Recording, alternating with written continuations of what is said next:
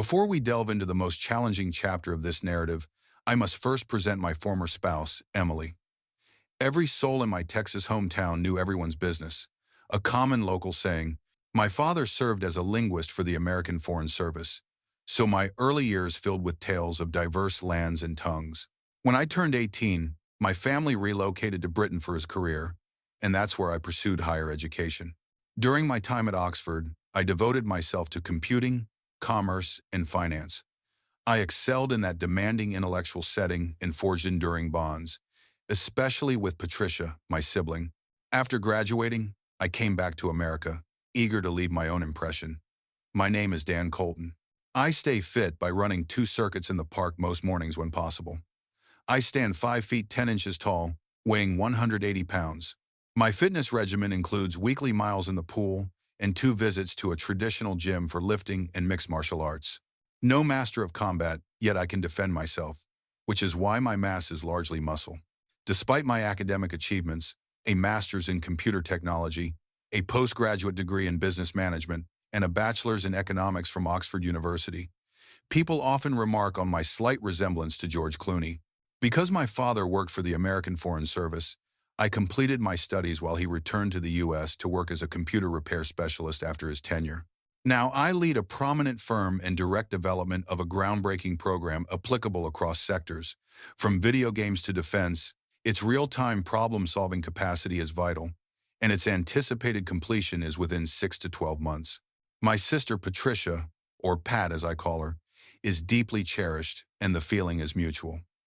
We share a profound connection, open about everything, harboring no secrets.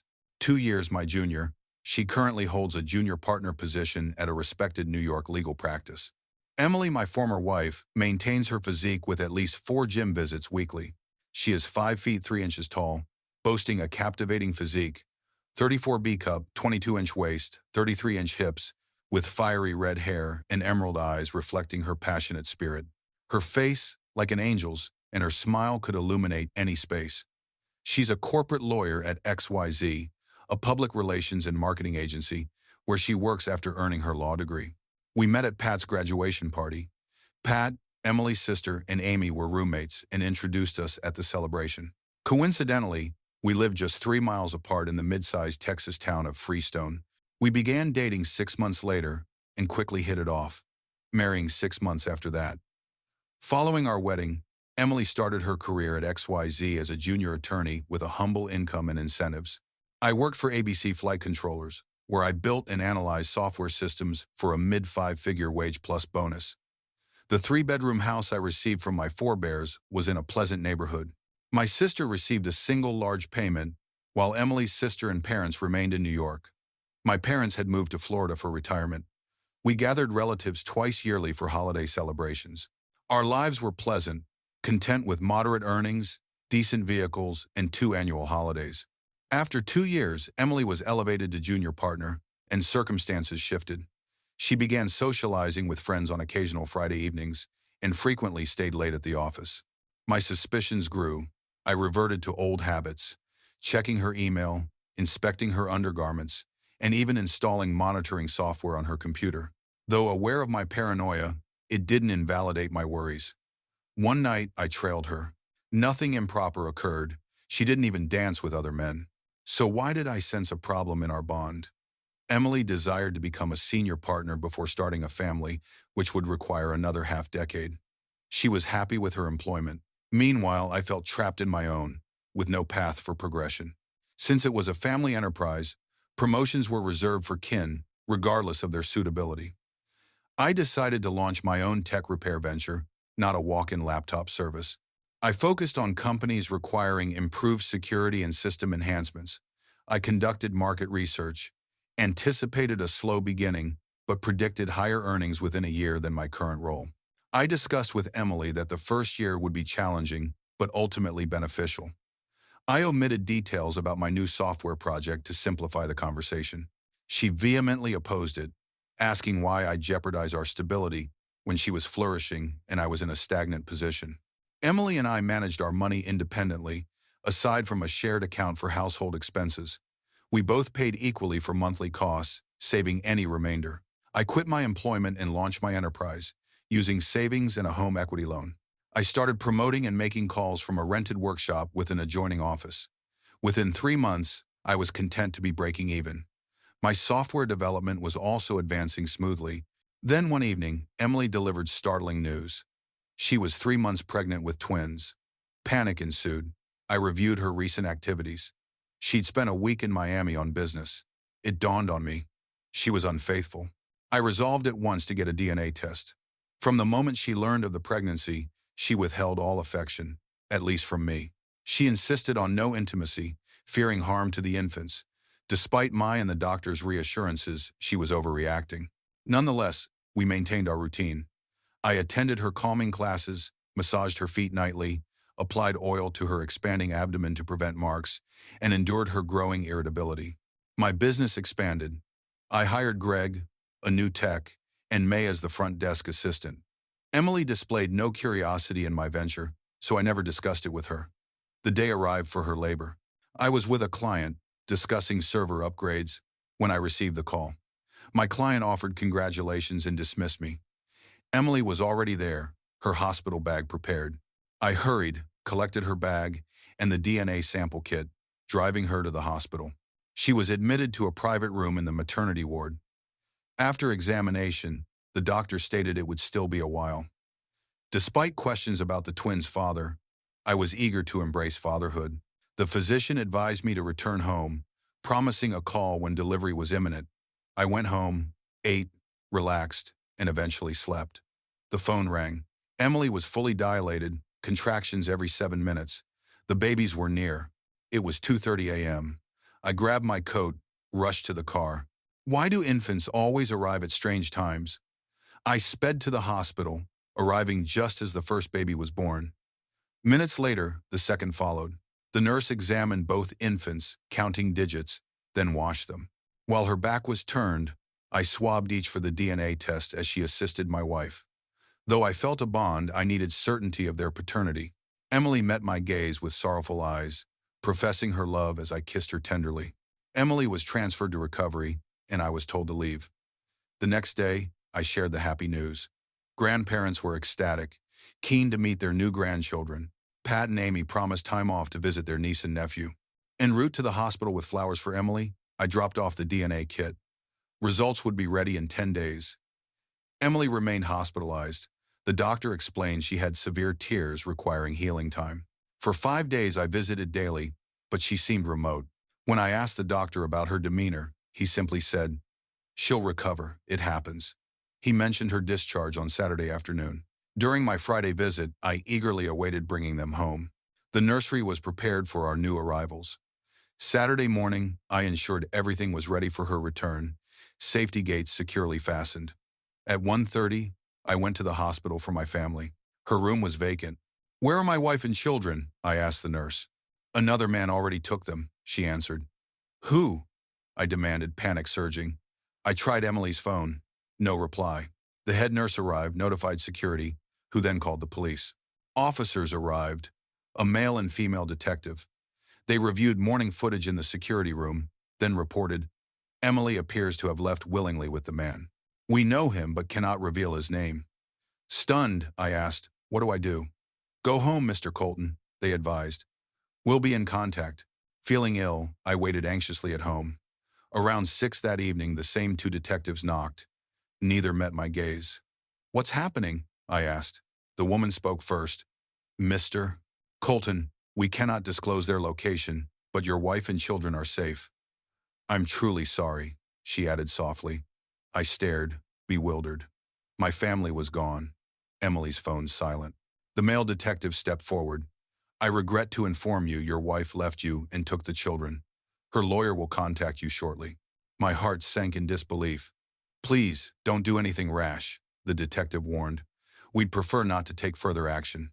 They departed, leaving me solitary once more. My hands shook. I felt empty, on the brink of illness. I had reached my lowest point. I began to weep. Sunday morning I awoke, having cried myself to sleep. I showered and put on some presentable clothes. I made breakfast on autopilot. After eating, feeling a bit better, I thought perhaps Emily's parents knew something. I called her dad. "Hello," he answered. "Hi, it's me," I said quickly. Everyone left, saying they'd be visiting next weekend. "I need to tell you what happened." He tried to respond, but I cut him off. "Listen, I don't want excuses. Just call Emily and get back to me. I can't believe she would act like this." By lunchtime, I went to Denny's for an unhealthy meal, a mega burger with fries, onion rings, and a beer. Feeling a bit better, I returned home and checked the answering machine. No messages. I turned on the TV, but my mind kept replaying the events of the last few days. Eventually, I gave up. It was past midnight, so I went to bed. My thoughts wouldn't quiet down, so I got up at 6 the next morning, showered, and went downstairs for breakfast. I was sitting there, watching the news on TV, when the phone rang. It was Emily's lawyer. "Can you meet later today?" he asked. "Yes," I replied, a flicker of hope. 2 o'clock works." He hung up. Perhaps I'd get clarity now, I thought. At his office, I was admitted at once. I expected only the attorney, but Jimmy Prescott, her superior, also sat on the sofa. I chose to remain quiet, needing information, which visibly discomforted everyone. The lawyer finally spoke. "Mr. Colton, we're here to discuss your divorce terms from Mrs. Emily Colton. Your wife and Mr. Prescott have a proposal. She seeks divorce on grounds of irreconcilable differences. You retain your business, property, retirement, and all savings. She will do likewise. However, you must also sign papers permitting Mr. Prescott to adopt your children.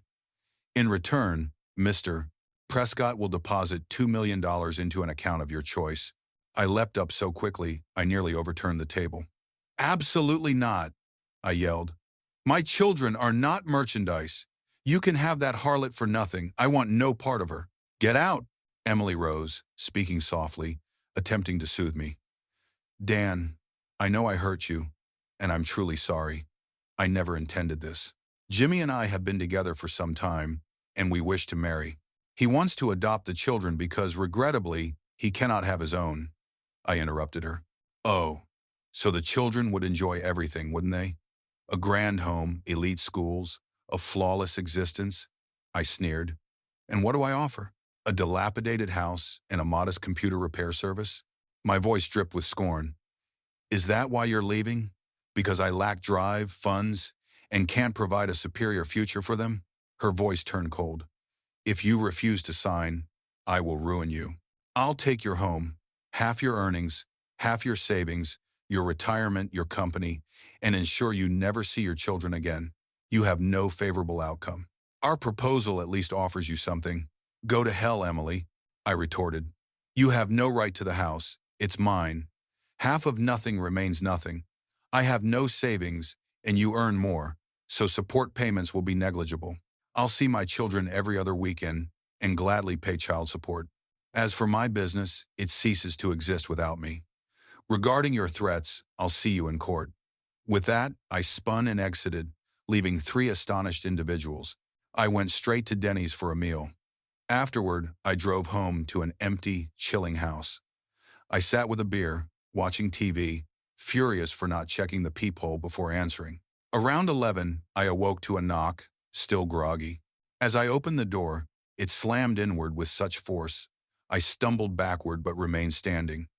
3 men burst in, attempting to seize me, but I was fully alert. I struck the first in the throat with my knuckles.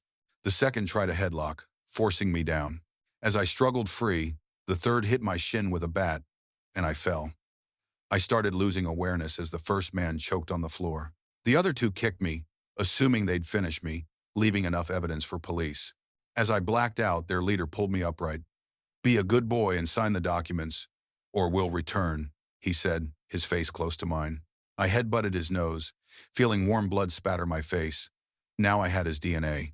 I quickly pulled my handkerchief, dabbing some blood onto it. Screaming, he clutched his face, cursing me. I began to fade again, only to be jolted awake by a kick to my ribs. I collapsed against the wall, unconscious. I slowly regained consciousness, hearing voices I couldn't place.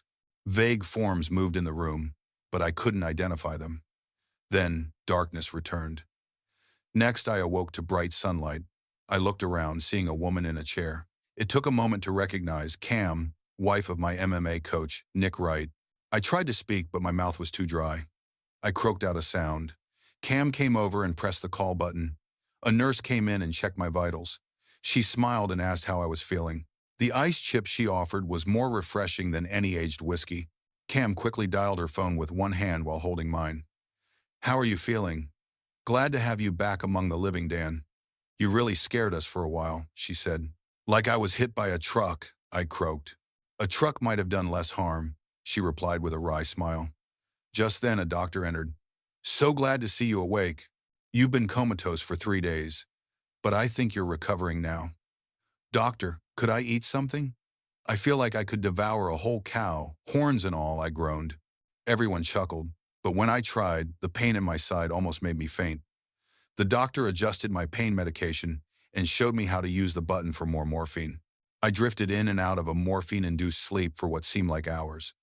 When Nick finally arrived, I realized it had been just over an hour. He filled me in on what happened. I'd been assaulted in my residence, and the neighborhood watch found my front door open. They called the authorities and an ambulance. Officers found Nick's number in my phone labeled ICE in case of emergency. Either Nick or Cam had been with me since then. He then described my injuries: a fractured left tibia, shattered radius, 2 cracked ribs, a perforated lung, a damaged kidney, a cracked eye socket, and a broken nose. "Other than that, you're fine," he joked, making me smile. When Nick and Cam left to go home, a detective named Graham Coles entered the room. "How much of the attack do you recall?" he asked. I recounted the leader's message. When I mentioned having a DNA sample on my handkerchief, he placed it in an evidence bag, clearly pleased. I closed my eyes for a moment, and when I opened them, the room was empty, shrouded in darkness. The next day, Nick visited, offering his home until I could manage alone. I asked him to retrieve my mail, and he agreed. I also asked if he knew a good divorce lawyer. He nodded, promising to follow up. After more talk, I drifted to sleep again. When I woke up, a nurse was checking my vitals. She mentioned that everything looked good and clean, with no signs of infection. She changed my bandages. Shortly after, they brought me some food. Eating with one arm was tricky, so she had to cut up my meal. I slept well that night and woke up feeling refreshed. The nurse gave me a bed bath, but I didn't react. I was still too sore.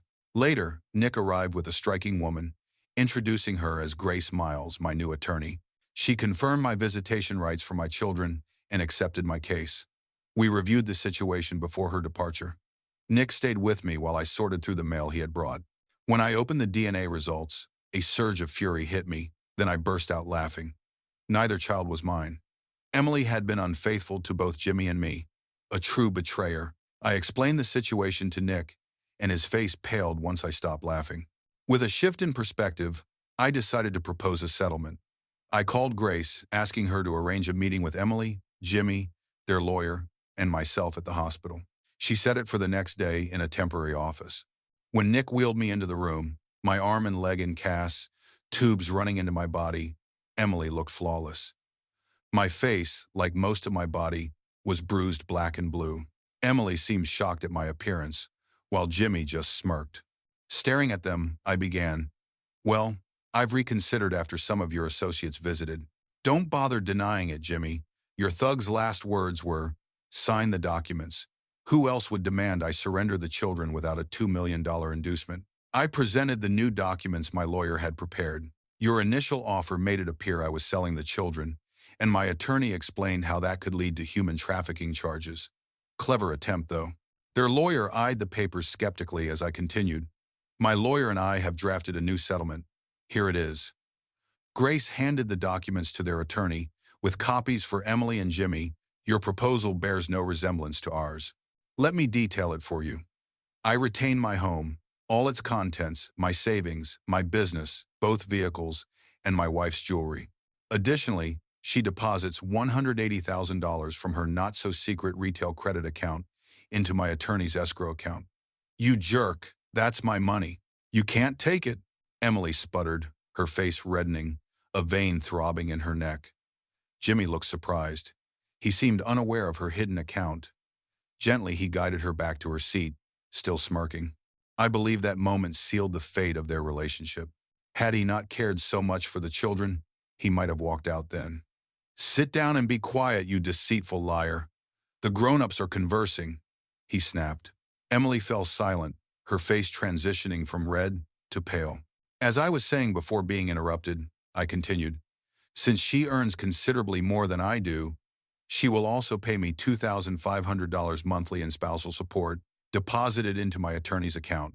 As for the company you both work for, to compensate for ruining my marriage and for my injuries, you will pay me $10 million, net of taxes, into my attorney's account, along with covering all my medical, legal, and aftercare expenses. This must be settled by 5 p.m. this coming Friday. Jimmy began laughing uncontrollably. Are you mad? Why should we pay you everything we own? We're only here for 20%. Excuse me? I replied. Did you say 20%? Yes, 20%, he barked. I heard you, but do you understand what that implies? I asked calmly. Is this some arbitrary figure to support your absurdity? He challenged. No, I said. I conducted extensive research on your company's clients and income. Since your firm is publicly traded, all this data is easily accessible online. It's entirely factual. Now, consider the impact on your father's congressional campaign. He's running on a platform of family values, after all. Then, think about your client base. You have several prominent entertainment and political figures. A single whiff of scandal, and they'll desert you. Next, your advertising division. You represent 2 children's apparel stores, a baby product manufacturer, and a sports goods company. Every reputable brand will drop you instantly, and you'll be made the fall guy at a board meeting when trouble strikes. So, you see, $10 million is actually quite fair. Jimmy looked unwell, his arrogance gone. My attorney will send the full amount. It should be in her account by Friday at 5. No one spoke further, but I saw Jimmy still considering his options. I continued. Oh, and Jimmy, if you believe my vanishing will absolve you, I've sent the entire story to 5 out-of-state lawyers. Should anything happen to me, they'll alert the media. His defeated look confirmed I'd made my point. As we departed, I called out, 5 p.m., Friday. Later, back in my room, Grace asked why I gave in and let Jimmy adopt my children. She glanced at the DNA test results I handed her and laughed. You clever jerk. The kids aren't yours. I'm not sure yet. This shows she was cheating on both Jimmy and me. I intend to find out and make sure Jimmy knows. Dan, I'd hate to be on your bad side. You'd have made a great attorney. Thanks, but I don't have the eliminator instinct you do. You just haven't used it, she replied. The doctor visited later, saying I could leave the next day with assistance. I stayed with Nick and Cam for a period, visiting the hospital twice weekly for dressing changes and kidney recovery checks. On Friday, I anxiously awaited 5 p.m., but my attorney called at 3:30. The funds were in the account, $10,861,312. Wow, I was wealthy. Grace took her portion and transferred the remainder to my checking account. Life continued. After 8 weeks of care from friends, I returned home, but the house felt empty and depressing. I decided to move closer to my sister. At work, I called Greg and May into a meeting. I explained I needed a fresh start elsewhere, thanked them, and handed over ownership of the business, including all profits earned in my absence. Then I took them out to dinner. Next, I treated Nick and Cam to dinner and gave them a check for $500,000 for taking care of me. They tried to refuse, but I insisted it was Jimmy's employer's money, not mine. They finally accepted. Over a glass of wine, I told them I was moving to New York to be near my sister. Nick asked about my house, and I said I'd probably rent it out. He hesitated, so I urged him to speak up. He mentioned his son, Eric, who had just graduated with an engineering degree, was getting married, and needed a place to live. Would I rent the house to him? I agreed, telling Nick to set the rent based on what they could afford and use the money for a college fund for their baby. Cam hugged me so hard I thought she broke my ribs again. The next day, Nick cried. I called Patty to let her know I was coming to stay with her until I found a place. She was thrilled and began planning activities. 3 weeks later, I closed my front door for the last time, shed a few tears, and handed the keys to Nick. I also left Emily's car title for his son as a housewarming gift. We hugged and promised to stay in touch. After a leisurely 2-week road trip, I arrived at Patty's. She hugged me until I gasped for air. We're going out to dinner with a friend. Just wear slacks and a shirt, she said. When we got there, Emily's sister, Amy, was waiting. We went to a casual diner with a bar, and I realized I'd been set up. I was annoyed at first, but I couldn't stay mad at Patty for long, so I decided to go with it. Amy hugged Patty as we reached the table, then, to my surprise, hugged me too, cursing Emily and wishing she'd rot in hell. Amy worked in accounting at an advertising company nearby. The evening went well, with Amy being the first to pull me onto the dance floor. We danced 2 waltzes and a slow song, then returned to Patty, who said, "You two look like a perfect couple." Amy blushed, and I quickly headed to the restroom. The rest of the evening, I danced with both Amy and Patty, avoiding the slow songs. At the end of the night, we put Amy in a cab and called one for ourselves. Patty just laughed and went to bed when we got home, ignoring my complaints about setting me up. The next day, we went house hunting. I preferred a house over an apartment, imagining barbecues and having friends over. Despite the high prices, thanks to being near New York City, I decided to buy with cash. After weeks of searching, I found a 3-bedroom home with separate living, kitchen, and dining areas, a decent yard, and a secure community entrance guarded 24/7. Patty loved it and joked about moving in with me.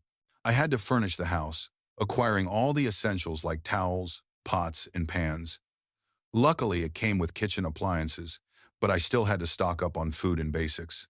Amy and Patty were invaluable in helping me, giving the place a homey touch rather than a man cave look. I set up one area as my workspace, complete with a custom motherboard, a top-of-the-line computer, and a fire-resistant safe. Patty and Amy insisted on a housewarming party, inviting their friends, since I knew no one around. The plan worked. Soon I was on multiple social media and contact lists. For the next 3 weeks, weekends were filled with parties and barbecues.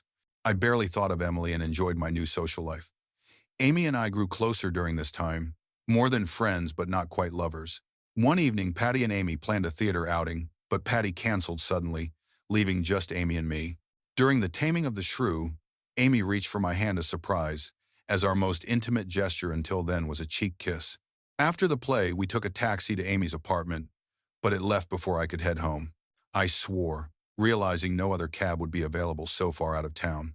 Laughing, Amy said, "Then you'd better stay the night." She kissed me deeply, leading me inside. As we reached her bedroom, she asked, "What must a girl do to get you to sleep with her?" I decided it was my turn to initiate. It was the greatest night of my life. "Now, let me reciprocate," I said. She replied, "What did you do to me? I've never felt this way." At 1 p.m., we woke up starving and went to a neighborhood deli for lunch. Back at Amy's place, we talked about what had happened. She confessed she had liked me since we first met, and after my split with Emily, had turned to Patty for help in getting us together. I admitted I was interested in her too, but thought it would be inappropriate to approach my ex-wife's sister. Amy said she appreciated my consideration, but had run out of patience, so she and Patty planned the previous night. Then, with a laugh, she texted Patty, "Mission accomplished." Amy drove me home to change. Unlike her sister, Amy didn't pick fights over little things, which made me feel at ease. Patty noticed this and often commented on how happy she was for us. We just seemed to fit. During this time, I was working on my project, which I finally completed. The brilliance of this software and hardware lay in its adaptability. It could be tailored for defense, gaming, aeronautics, and automotive uses. Knowing extensive gamer testing would expose any defects, I decided to contact a leading game developer. When I approached the gaming company, they were skeptical, believing they already had the best programmers. After some negotiation, they agreed to a 3-month trial. I provided sealed units and tamper-proof software. After the trial, they called a meeting. I brought my sister, a corporate attorney, and one of her colleagues experienced in such negotiations. Knowing the patents could be sold for much more in global sales, the company offered $120 million for the patents. However, I insisted on licensing rights for 10 years instead. My goal was $50 million plus a 1% royalty on all applications using my hardware and software for the same period. After hours of negotiation, we settled on $65 million and a 5% royalty for 10 years. Contracts were signed, and a handshake sealed the deal. I was suddenly very wealthy, even after taxes. Comparable negotiations ensued with the military's aerospace division, a premier aircraft manufacturer, and a major car company. My after-tax liquid assets exceeded $250 million, with a 10-year potential value over $3.5 billion. Uncertain how to manage such riches, I sought investment counsel, aware that even simple interest would yield over $12 million yearly before taxes. My sister was renting her apartment, dating another attorney, and Amy and I had moved in together. Things were getting serious. A year had passed since I started my new life, and I decided it was time for some payback against those who had hurt me. I sat with Amy and said, "I still want retribution against your sister. Are you all right with that?" She replied, "Burn the witch. I'll assist if needed." We discussed several strategies but decided to delay action. Just after dinner, the phone rang. An assistant DA from Freestone, Texas, asked if I would testify in 3 weeks. They had caught the people who attacked me. I agreed, and Amy insisted on coming with me. We decided to make a quick trip, arriving a week before the trial. We flew to Texas, where Nick picked us up and dropped us off at our motel. As a thank you, we took Nick and Cam to dinner at the Regency Club. The women looked stunning in cocktail dresses, while I wore a $2,000 Italian suit, and Nick donned his best church outfit. None of us had been to this restaurant before, so it was a special night. A uniformed doorman opened the car doors, then the restaurant door. The head waiter guided us to our table as Cam and Nick admired the pianist playing soft music. We enjoyed a light appetizer of thinly sliced melon and prosciutto ham, followed by our choice of entree and fruit salad, accompanied by red and dessert wines. While savoring the wine, I noticed Emily and her husband, Jimmy, seated nearby with another couple. Amy excused herself to use the powder room, with Cam following. They had to pass by Emily's table. I watched as Emily froze, covering her mouth in shock. Amy greeted her, pointed to me, and said something that made Cam laugh. Emily rushed out of the restaurant with Jimmy in tow. When Amy and Cam returned, I asked what Amy had said. Amy explained. After Cam greeted Emily, Emily asked who I was with. I replied, "I'm with another millionaire, sitting over there. Thank you for divorcing him.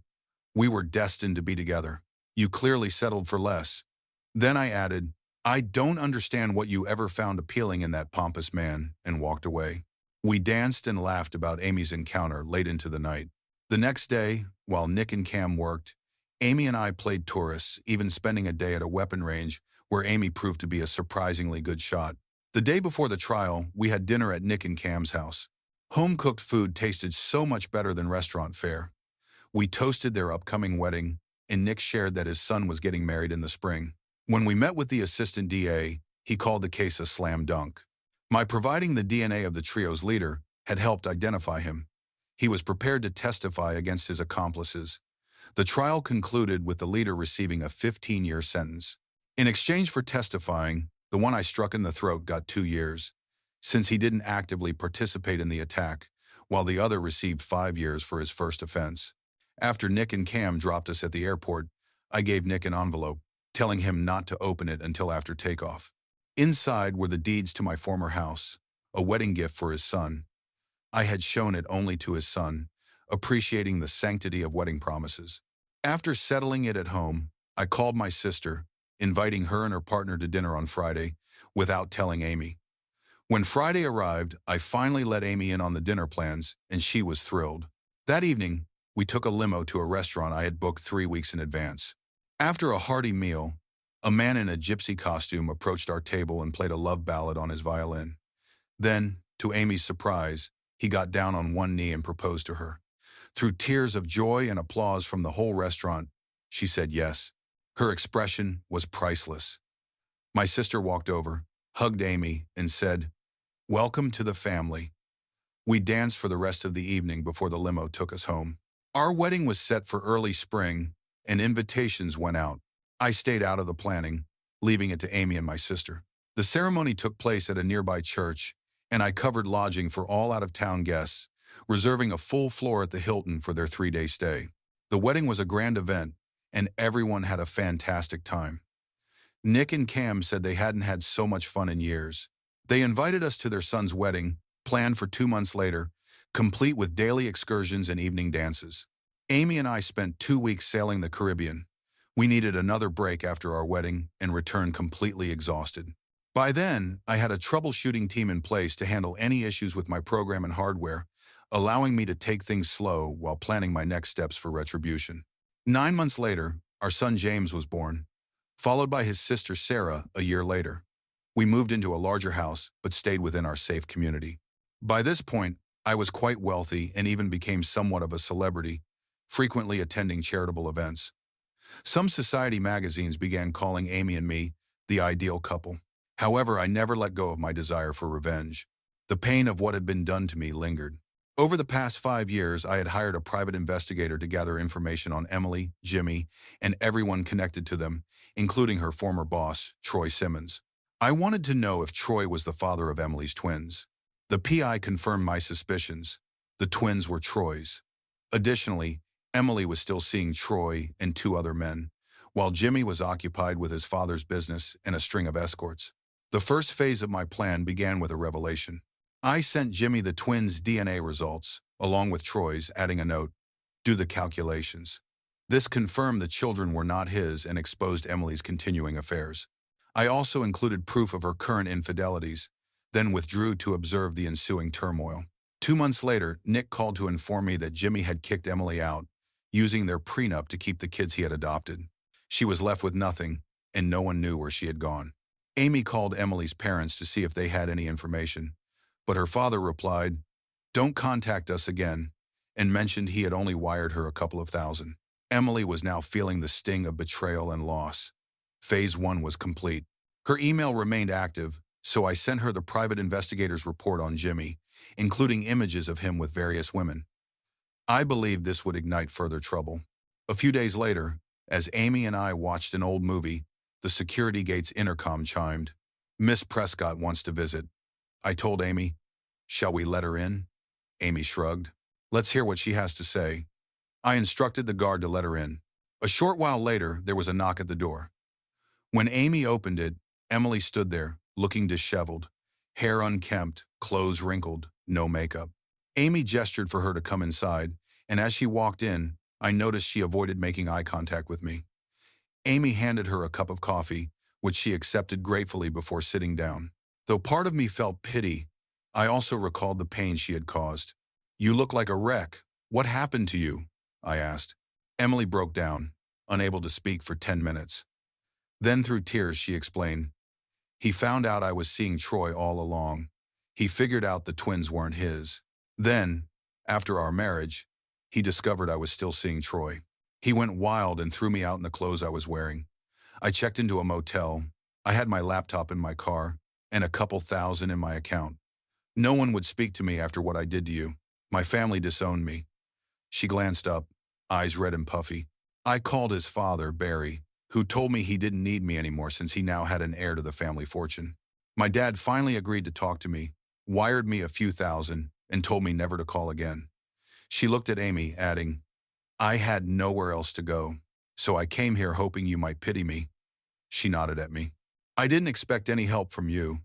I know you wouldn't piss on me if I were on fire. I'm sorry for everything. I was cruel and selfish and deserved this, but I miss my children. I was a terrible wife, but I was a good mother." She paused, looking defeated, and stopped her rehearsed speech. While I knew she had practiced it, most of what she said was true. I felt some pity for her, but I still wanted to deal with Jimmy, though that could wait. He had caused me suffering, and his time was coming. Emily mentioned she hadn't eaten in 2 days. When Amy asked if she was hungry, Emily nodded. Amy made bacon, eggs, hash browns, and pancakes. Emily asked for more coffee, which Amy provided, and she quickly devoured the meal. Afterward, Amy showed her to the guest bedroom and left some clothes on the bed for her. While Emily showered, Amy and I discussed our next steps. As much as I hate her, she's still my sister. "We should help," Amy admitted. I agreed, partly to annoy Jimmy by showing her recovery. For now, we decided to let her stay in the guest room until we found other options. "I'll take her shopping for basics tomorrow," Amy said. Emily came back downstairs looking more rested. We told her the plan for the next few days, and she started crying again. Later, we all went to bed. The next morning, Emily prepared breakfast, coffee, and buttered toast. I joined Amy at the table. "Dan, I'm so lucky. I didn't expect this kindness," Emily said. "You took my family from me," I replied. "What you did was unforgivable. But with Amy's love, I can finally forgive you. I won't dwell on it anymore. No more apologies. This chapter ends here. You're going shopping with Amy today, but just to Walmart." She nodded. Later that day, I looked for housing options for Emily. Fortunately, a one-bedroom house 2 streets away was available. It was move-in ready, fully equipped, and the owner was posted overseas for 3 years. After inspecting it, I paid a year's rent and a security deposit.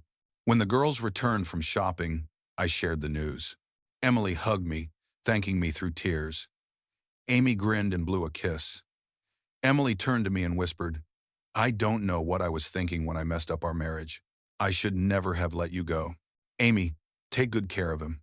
He's the best man you'll ever find." Then she hurried upstairs, hiding her emotions. Alone with Amy, I explained my plans to help Emily and take down Jimmy and his father. We loaded Amy's van and arranged for the rest to be delivered the next day. As Emily shopped for essentials, the girls found a place for everything in the new house. It was like magic, fitting it all in.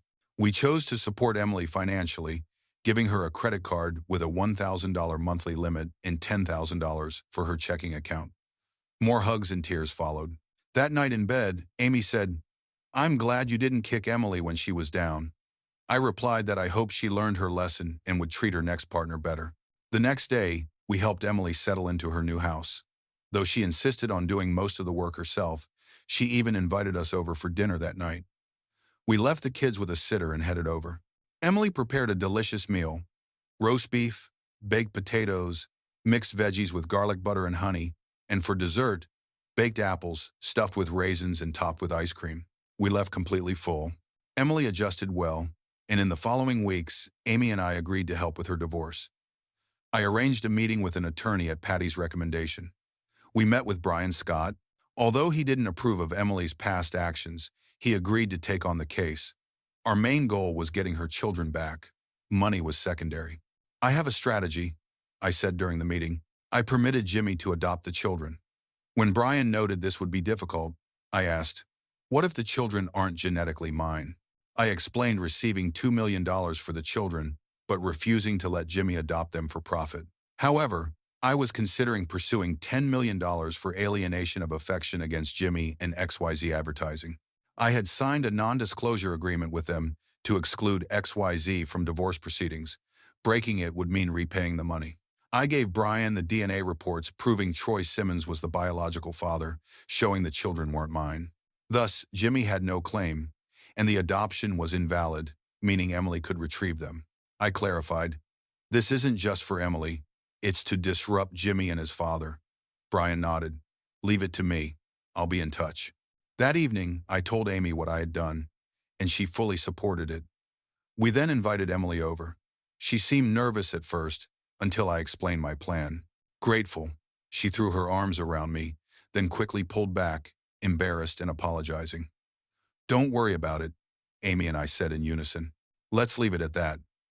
A few days later, Brian contacted us and requested a meeting with Emily and me. He would now be representing her instead of me. During the meeting, he laid out his plan. "First," he began, "we'll file a motion to annul the adoption." He paused, looking at us before continuing. "Second, I'll report to the state that Jimmy Prescott and his father Barry attempted to purchase children, violating the Anti-Slavery Act of 1865. He let that sink in. Third, we'll pursue charges for this offense. They coerced Mr. Dan Colton into allowing the adoption. Since the children weren't his biologically, the adoption is void. He showed us the DNA results to prove this.